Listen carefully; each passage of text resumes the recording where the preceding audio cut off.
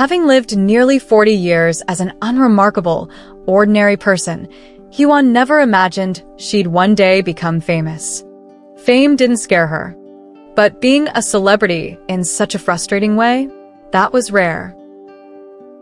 A bustling crowd surged ahead like a giant pom-pom, nearly occupying the entire sidewalk. Several men carrying cameras stood at the edges, recording something. Hyewon glanced over from a distance, then rode her electric scooter down a shortcut straight home.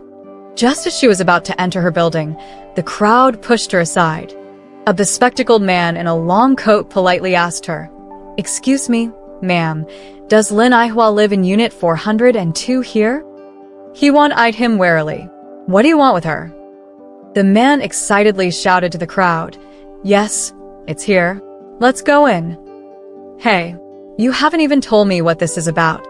Hyewon, holding her groceries in one hand and pulling her son with the other, hurried after them. Halfway up, a sudden thought struck her. She quickly took out her phone to call Lin Aihwa. No answer. Panicked, she rushed up the stairs two at a time, but she was too late. Confused and overwhelmed, Lin Aihwa was already surrounded by the crowd, looking helpless. Hyewon dashed forward, shielding Lin Aihwa protectively and shouted, "What's going on here? Trespassing is illegal. If you scare my mom and something happens to her, I won't let this slide." The man in the long coat hastily pushed the crowd back and apologized warmly. "Ma'am, I'm so sorry to have startled your mother. We were just too excited. After so many years of searching, Mr. He has finally found you. We're genuinely happy for him." Hyewon glared at him. "Who are you?" "I don't know you." The man straightened slightly and introduced himself calmly. "My name is Li Nan, chairman of the Overseas Chinese Association. I'm from the same hometown as your father, Hee Ji-soo. We've been helping him look for his wife and daughter for over 30 years, and now his wish has finally come true. Do me a favor and tell him we're not interested in any reunion. My mom and I are doing just fine. Don't come bothering us again." While shoving the crowd out and ushering her mother and son inside, Hyewon tried to end the ridiculous spectacle. But Li Nan persisted, even switching to heartfelt persuasion. "Ma'am, it's true that Mr. He owes you and your mother. But he's an old man now, longing for his roots. For those who've lived far from home, nothing is more important than family. As children, we ought to show understanding." Hyewon sneered internally. Asterisk, you make it sound like he's your dad. If you care so much, why don't you go take care of him? Don't preach about kindness when you haven't lived through the pain. If you had a deadbeat dad like mine, you'd be colder than I am. Asterisk. But mindful of the cameras and her manners, Hyewon smiled and declined politely. "Sir, 30 years isn't something you can smooth over with a few words. This is our family matter, and we'll handle it ourselves. Thank you for your concern." Without waiting for a response, she slammed the door shut. Lin Aihwa, clearly shaken, sat blankly on the sofa for a long time before regaining her senses. Hee Ji-soo is really back? Hyewon was busy stocking beef and vegetables into the fridge. "Yes. I wasn't planning to let you know, but who could have guessed?" Hyewon truly hadn't intended to tell Lin Aihwa. Ever since learning of the man's whereabouts, she had made up her mind. It happened last Thursday at lunch when her middle school daughter casually showed her a short video she'd stumbled upon. "Mom, don't you think this grandpa is pretty handsome? An overseas Chinese." Hyewon shot her daughter a disdainful look. Asterisk, kids these days, what kind of taste is that? Handsome? Maybe as a young man, but how good-looking can an old guy be? Asterisk. But the next moment she froze. Though the elderly man in the video was all wrinkles and cheerful smiles, vastly different from the person in her memory, she immediately recognized the scar on his right wrist. The one she'd put there with a knife when she was 8. Asterisk, I thought he was dead. Why is he showing up now? What's the point of coming back? Asterisk, Hyewon fumed silently. The small text in the video explained clearly. Asterisk, an overseas Chinese man searching for his wife and daughter after 30 years, hoping to reunite his family. Asterisk, The comments below were full of warmth and blessings. This grandpa's so devoted. Even after all these years, he still remembers his wife and kid. Coming back in glory, huh? Wow, a wealthy, handsome old man. People miss their loved ones as they age. Nothing beats a family reunion. Hee-won snorted coldly. Asterisk touching, isn't it? But where was he when his wife and child needed him most? Asterisk.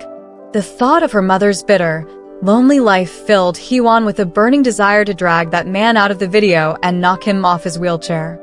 The past was the past, and they'd grown accustomed to his absence. Who would have thought that one day Hee Ji-soo would return in this ostentatious, dramatic fashion, cloaked in the guise of affection, leaving her and her mother cornered by the moral high ground. The union of Hee Ji-soo and Lin Ai-hwa could be described as the cliché tale of a sweet, naive girl falling for a poor boy, straight out of a modern romance drama. At 20, Lin Ai-hwa went to the market with her girlfriends from the village and happened to see Hee Ji-soo returning from fishing with a group of boys. Lin Ai-hwa was immediately captivated by Hee Ji-soo's thick eyebrows and bright eyes. Her youthful heart was set aflutter, and there was no stopping her feelings. Her grandfather found out that Hee Ji-soo came from a poor family and was an adopted child, unloved by either parent. Worse, he was smooth-talking and didn't seem like someone suited for a steady life. But Lin Ai-hwa was resolute. "You can agree or not, but if I can't marry him, I'll die," she declared. With no way to change her mind, her grandparents reluctantly provided a dowry to seal the marriage. Hee Ji-soo effortlessly gained himself a wife. Initially, he treated Lin Ai-hwa with care. But once he realized she was utterly devoted to him, willing to work tirelessly at home and raise their children, his thoughts wandered. He began using his good looks to charm other women. Hee-won lost count of how many times Lin Ai-hwa cried, how often she was beaten, and how many nights she cursed those shameless women in the dark. She tried to follow Lin Ai-hwa's advice and please her father, hugging his legs and sweet-talking him, even offering him her cherished candies. But none of it stopped him from leaving. Every time he left, Lin Ai-hwa would angrily point at Hee-won's face and scold her. "Look at you. Why didn't you inherit any of your father's good genes?" Lin Ai-hwa was short, with small eyes, a broad face, and tan skin. Standing next to Hee Ji-soo, tall, with large eyes and fair skin, they looked like a salted quail egg beside a boiled egg. To her dismay, Hee-won resembled a quail egg as well, growing up like a nesting doll that mirrored Lin Ai-hwa. It infuriated her. At 6, Hee-won overheard village gossip and learned that the best way to end it was divorce. Excitedly, she rushed home to persuade Lin Ai-hwa to divorce Hee Ji-soo. Instead, she was beaten soundly. Afterward, Lin Ai-hwa held her, crying and apologizing.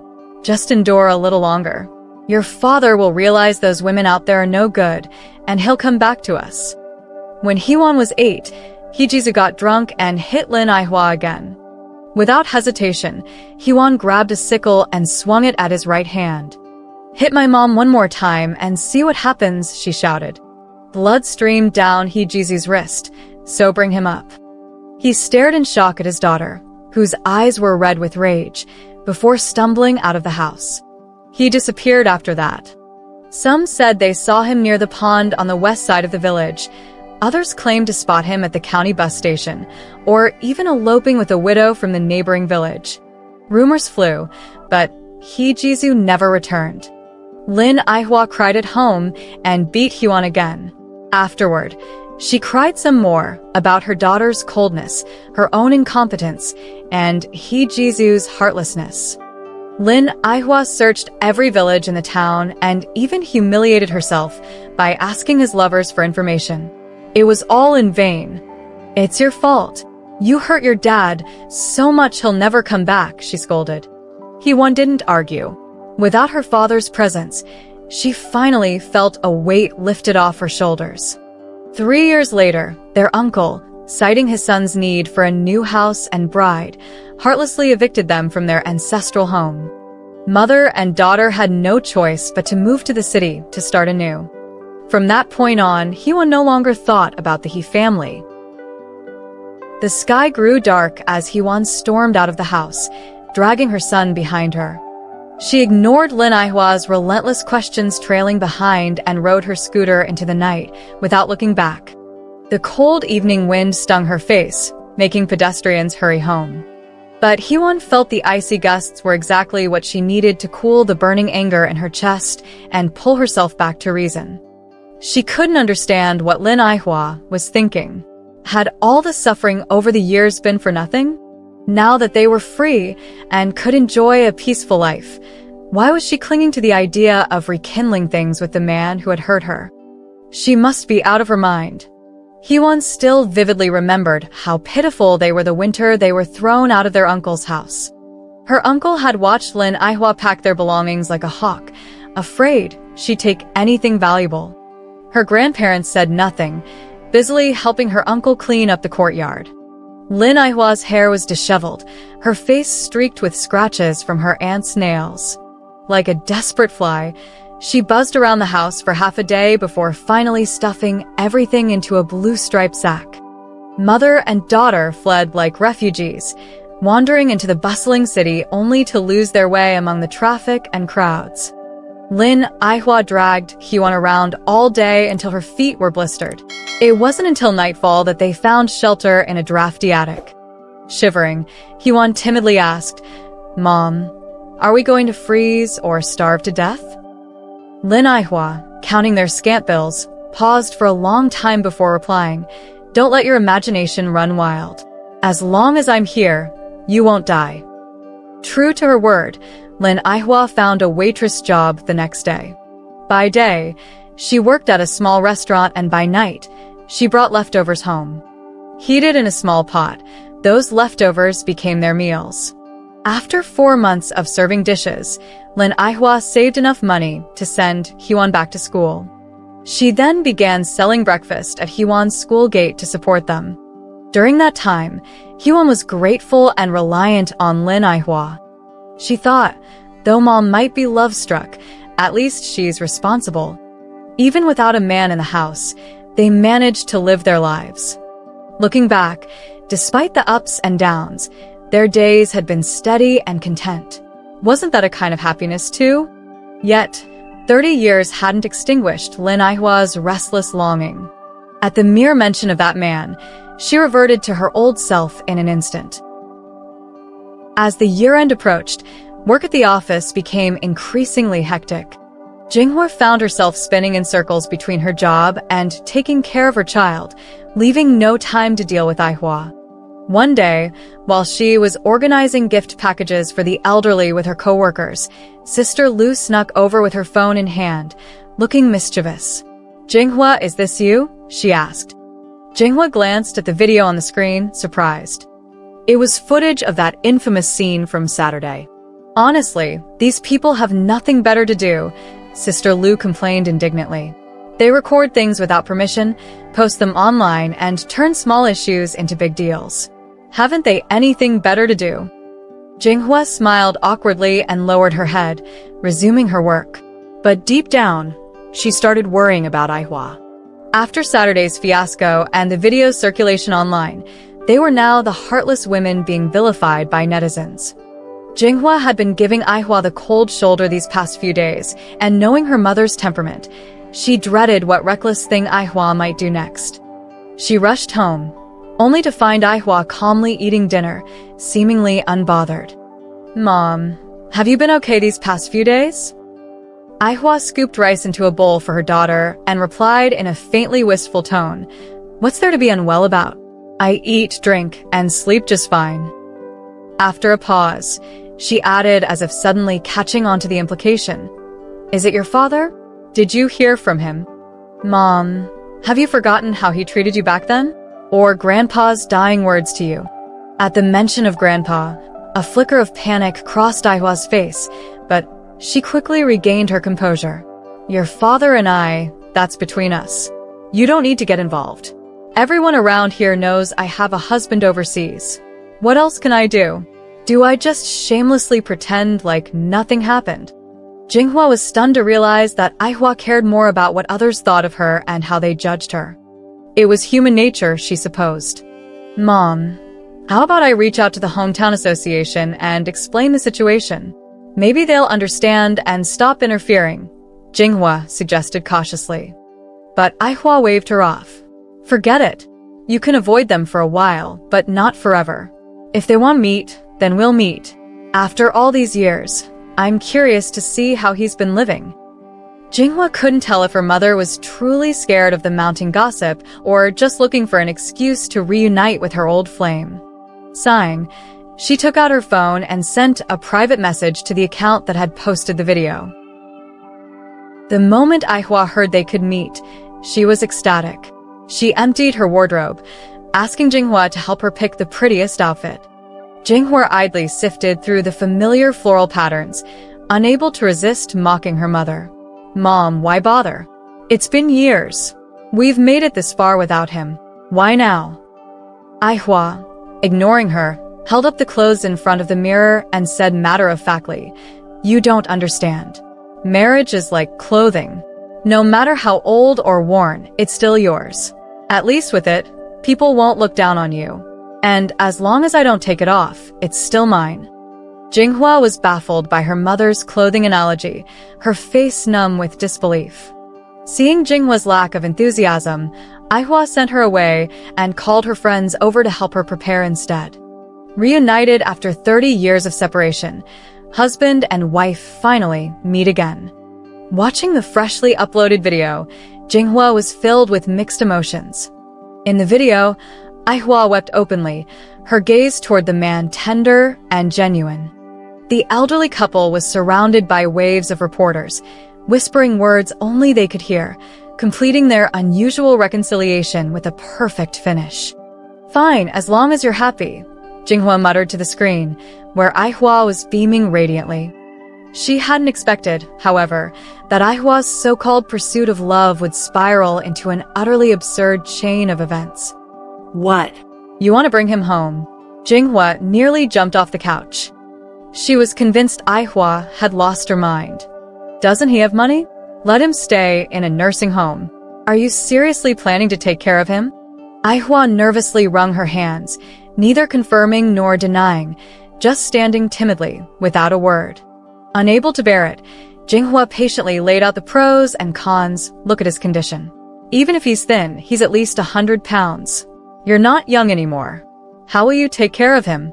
But everyone's watching. If I don't take him in, people will talk," Aihua mumbled. Jinghua wanted to scold her. "This is all your fault. You insisted on going, and now you've brought this mess on yourself." Mother and daughter were at a stalemate the entire afternoon. Aihua was resolute in her decision to live with the man. Her aggrieved expression made it seem like Jinghua was the one tearing their relationship apart. "Do whatever you want," Jinghua muttered, utterly exhausted, as she walked out the door.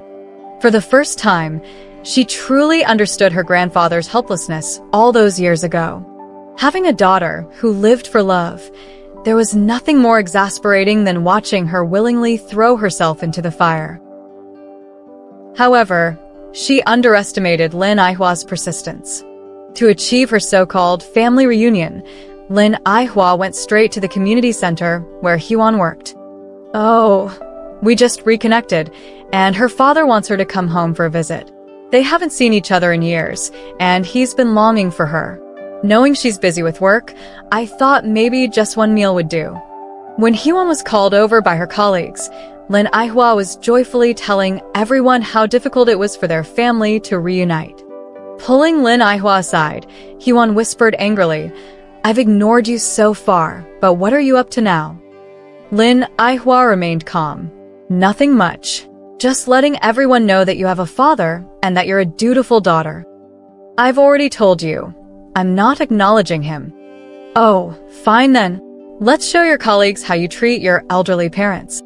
Raising her voice, Lin Aihua shouted toward the main hall, "And you talk about caring for lonely seniors? She doesn't even visit her own parents." Humiliated, Huan yanked her back and hissed, "Fine, I'll go, okay?" Satisfied now. That day, Under the envious and congratulatory gazes of her colleagues, Hyewon went home with Lin Aihwa. Her boss even gave her half a day off. Go home and spend quality time with your parents. No matter how busy we are as children, we can't forget to repay our parents for raising us. You've been with the community for a long time now. You should set an example for others, her bald boss said earnestly. Hyewon forced a strained smile. Yes, you're absolutely right. As they entered the residential compound, Lin Aihwa greeted every neighbor warmly, completely ignoring Hyewon's increasingly dark expression. Inside the house, Heejisu was watching TV. Seeing his wife and daughter return, he eagerly maneuvered his wheelchair over, looking at Hyewon with a kind smile. The way he stared at her made Hyewon's skin crawl. It wasn't her fault. In her memory, Heejisu had never looked at her with such warmth and focus. Most of the time, he simply didn't see her. Even when he did, it was only a fleeting glance, followed by his hurried departure. For the first time, Hyewon took a close look at the man before her. His face was lined with wrinkles, but his features were still handsome. The gold-rimmed glasses on his nose added a scholarly air. But he was too thin, his frail body drowning in an oversized black tracksuit, making him look weak and powerless. She doesn't recognize you after all these years, Lin Aihwa explained to him on her behalf. Hyewon said nothing, sitting on the sofa and snacking on peanuts, her eyes fixed on the television. Meanwhile, Lin Aihwa busied herself in the kitchen, whipping up a feast. Curious, Hyewon peeked into the dining room. Spicy shrimp, braised pork, pickled fish, and lamb soup. Wow, it was like New Year's Eve. What are you staring at? Worried there won't be enough to eat? Hurry and dig in. You've gotten so thin from work, Lin Aihwa urged her. She then carefully filled a bowl with food and fed it to Heejisu, one bite at a time. Hyewon ate in silence, her expression unreadable. After the meal, she quickly made an excuse to leave. To be honest, she couldn't stand Lin Aihwa's doting, starry-eyed demeanor toward Heejisu. Heejisu tried to persuade her to stay, but his slurred speech made it impossible to understand him. Lin Aihwa, however, understood perfectly. She comforted him, saying, "Give her some time. She'll come around eventually."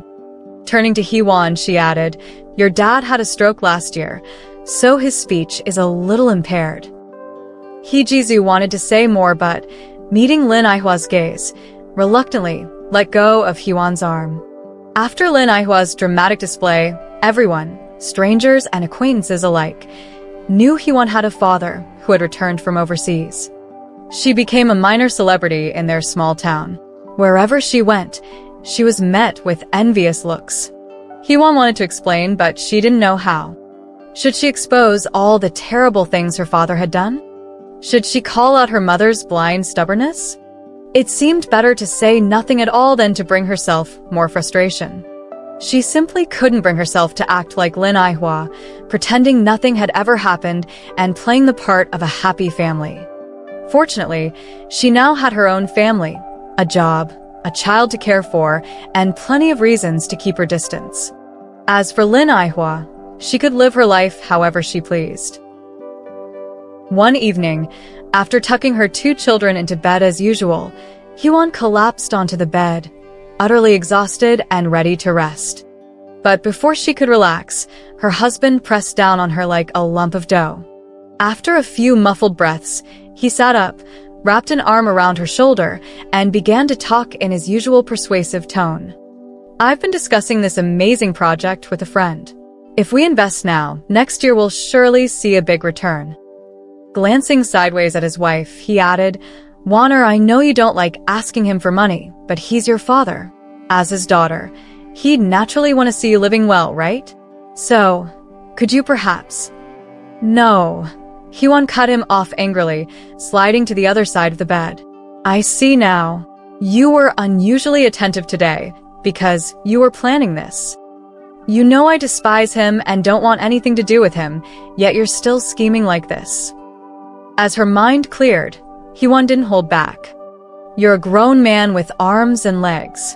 Why are you always looking to freeload off others? Your parents can't support your habits, so now you're trying to leech off me? Let me tell you, Only rats spend their days thinking about stealing from others. Her husband, feeling his pride trampled, dropped all pretense. Fine, I'm useless, and you're the one with all the principles. If you're so capable, why don't you go and buy us a new house tomorrow? Then I'll obey your every word from now on. We're all just ordinary people. Don't act like you're above everyone else. After that argument, their home turned into a Cold War zone. Hyewon refused to give her husband any leeway, not just because he wanted her to ask Heejisu for money, but because she knew her husband all too well after more than a decade of marriage. Ever since they tied the knot, he'd been using the guise of entrepreneurship to justify 3 failed ventures, each one ending in financial ruin. They were just an average family. Where would they find the extra money for his whims? She also knew that even if she could ask for money from Heejisu, she wouldn't let her husband waste it on his pipe dreams. Lately, Hyewon found herself surrounded by a chorus of voices. People envied her for having a father who had returned from abroad, and she knew it wasn't just because of their fascination with foreign wealth. They were also drawn to the substantial fortune they believed Heejisu possessed. It was as if everyone had agreed. Past grievances paled in comparison to wealth. Even Lin Aihwa welcomed him back with open arms, so what was left for her, as his daughter? To resent? But deep down, a small voice would rise up, pointing an accusatory finger at her. Spineless. You've abandoned your principles for money. Have you forgotten how he treated you and your mother? As spring approached, life seemed to regain a hint of hope. The couple's relationship returned to an uneasy truce, with the outward appearance of peace. Their savings grew a little, and life wasn't as dire as she'd imagined. But a tearful call from Lin Aihwa shattered that illusion. When Hyewon arrived, she found her mother crying on the couch while a man with crossed legs and a cigarette sat opposite her. It took Hyewon a moment to recognize him, her uncle, whom she hadn't seen in years. The moment he saw her, he put on an air of authority. Hyewon, I'm here to settle a family matter. Your father should write a will stating that his assets are for the male descendants of the He family. You're married and shouldn't. Enough, Hyewon interrupted coldly. This is Rich. He's not even dead yet, and you're already scheming over his money. If you want his money, you can take him with you. He needs someone to care for him, so why don't you take him in? She turned and looked directly at Heejisu. Since we're drawing such clear lines, as an outsider, I have no interest in your assets. Why don't you go live with Uncle instead? Heejisu stared at his elder brother, his lips trembling as he struggled to make guttural sounds. But Lin Aihwa, for some inexplicable reason, threw herself into defending him. Big brother, I wasn't planning on keeping you from receiving help from Jisu. We're all family after all. Back then, when he disappeared and you kicked us out, I didn't hold it against you. When you barred us from returning to the family home, we accepted it. But now, you can't try to drive my daughter away just to fill the bottomless pit that is your son's gambling debts. Her uncle's face twisted in rage. You're slandering me. You think I'm lying? Go ask around. If we hadn't been driven to desperation, I wouldn't have suffered so much raising my daughter on my own. Heejisu frantically gestured, his face flushed as he struggled to speak. Lin Aihwa gently pushed him back toward the bedroom, consoling him as if soothing a child. Don't get so worked up. We're family. Let's all calm down. After one last glare, her uncle stormed out, cursing under his breath. Hyewon looked at her mother bustling around the kitchen and felt utterly drained. Without a word, she left. She couldn't understand Lin Aihwa's stubbornness. Why cling to a man who had brought her nothing but hardship? For this man, Lin Aihwa had given up her social life, isolated herself, and devoted all her time to taking care of someone who couldn't even speak. She'd grown thinner and more haggard by the day. What was she hoping to gain? Hyewon recalled Lin Aihwa's old clothing metaphor and found it both ridiculous and infuriating. If an outfit doesn't fit anymore, can't you just replace it? Why keep wearing tattered clothes, pretending everything is fine? In May of that year, Heejizu went to the hospital due to kidney failure, and by the time Heewon arrived, he had already passed away. A group of people surrounded Lin Aihwa, speaking in loud, overlapping voices. Heewon squeezed through the crowd with difficulty, and Lin Aihwa, her eyes red from crying, immediately hugged her tightly. "You stubborn girl. Why did you come so late? Your dad is gone." Seeing Heewon's stunned expression, Lin Aihwa quickly explained to the people around them, "She's just in shock. Don't mind her." The crowd began offering comforting words. Heejage didn't have much time left. At least he got to reunite with you before he passed. It's something to be grateful for. Someone else chimed in, that's right, Auntie. You have to look at it positively. He's gone, but life goes on for us." When the crowd slowly dispersed, Heewon, still dazed, whispered, "Mom, who are these people?" "Members of the Overseas Chinese Association. They were the ones who helped bring your dad back all those years ago, and also helped us get in touch with each other," Lin Aihwa explained. At Heejizu's funeral, her uncle caused a scene again. He squatted by the door, acting like he wouldn't leave without getting some benefit. Lin Aihwa wiped away her tears and approached him with a calm demeanor. "Uncle, there are so many people here today. It's not good for us to let others gossip about our family matters. How about we go to the next room and discuss it privately?" Her uncle, seeing the cameras aimed at him, realized it was best to follow her and went with Lin Aihwa to a meeting room beside the hall. The meeting room had great soundproofing, so no one could hear what was being said inside. After a while, her uncle's agitated voice echoed from within. "No way. This is impossible. You two must have colluded to deceive me." Accompanied by the sound of a few sharp slaps, the door to the room flew open. Lin Aihwa, crying, shouted for help. "Someone, help. She's hitting me." Heewon rushed over, pulling Lin Aihwa into her arms. Meanwhile, members of the Overseas Chinese Association quickly surrounded her uncle. Frightened by the commotion, he collapsed onto the ground. In the end, he had to leave in disgrace, amidst the accusations of the crowd. A video titled, "Overseas Chinese Elder Passes Peacefully Surrounded by Wife and Daughter," quickly went viral. Lin Aihwa gently touched the photo of Heejizu, tears falling from her weathered face like pearls strung on a broken thread. Anyone who saw it would feel their heart ache. Looking at the photos of Lin Aihwa and Heejizu over the years, Heewon suddenly felt that they had always been together, never separated. They were not the bad father and naive, sweet mother she had always thought of, but a loving couple who had walked through life hand in hand, from black hair to white. After the funeral, the Overseas Chinese Association withdrew quietly. The attention that had surrounded the mother and daughter gradually faded, and life returned to its usual calm. Seeing Lin Aihwa crying so bitterly at the funeral, Heewon was worried about how to comfort her. But unexpectedly, Lin Aihwa seemed completely unaffected and carried on with her daily life as if nothing had happened.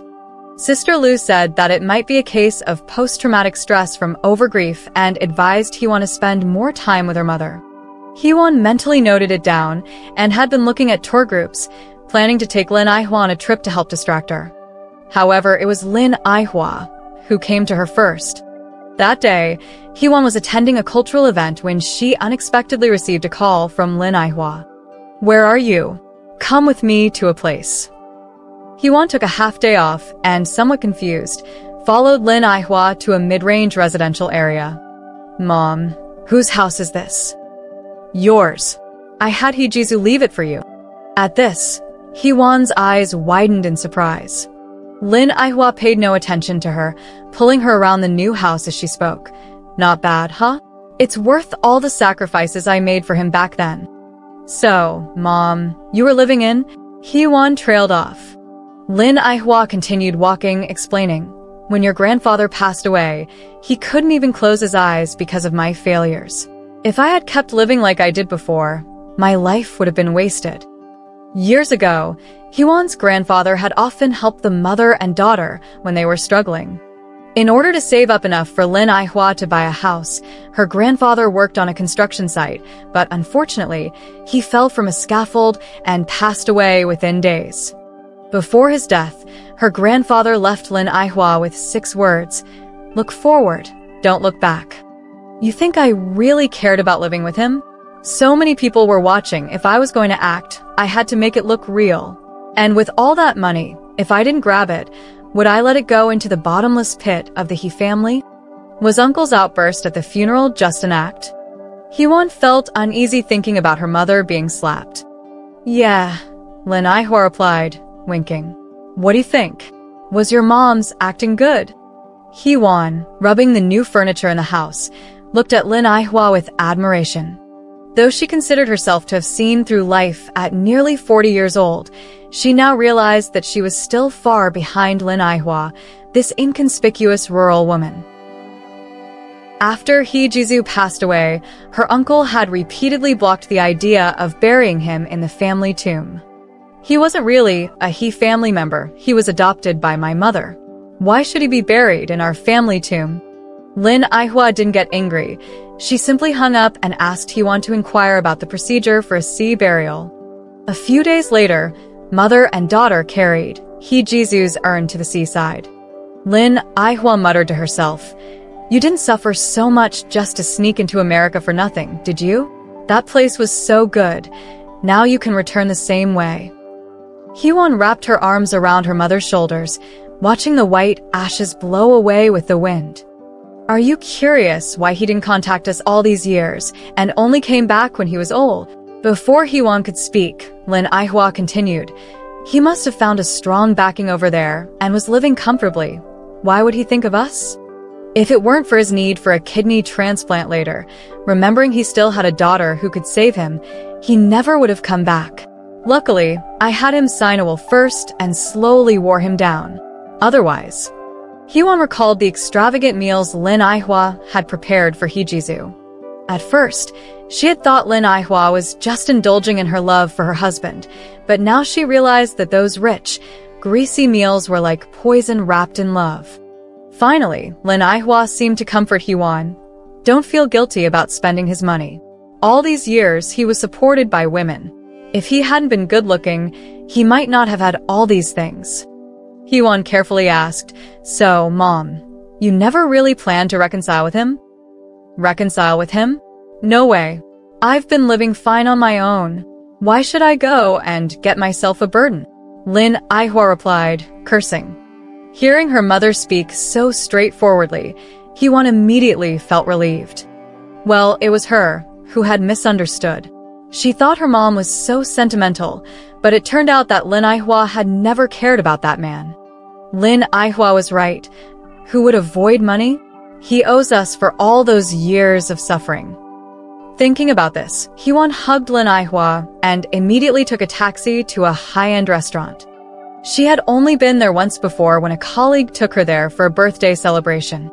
The dishes were ridiculously expensive, but they were really delicious. Now that their life was back on track, she was determined to treat Lin Aihua to a celebration. As they were enjoying the meal, Hee-won leaned over and whispered in Lin Aihua's ear, "Mom, I want to ask you about something. Can we keep the house a secret? Just between us?" Lin Aihua smiled and answered, "Of course."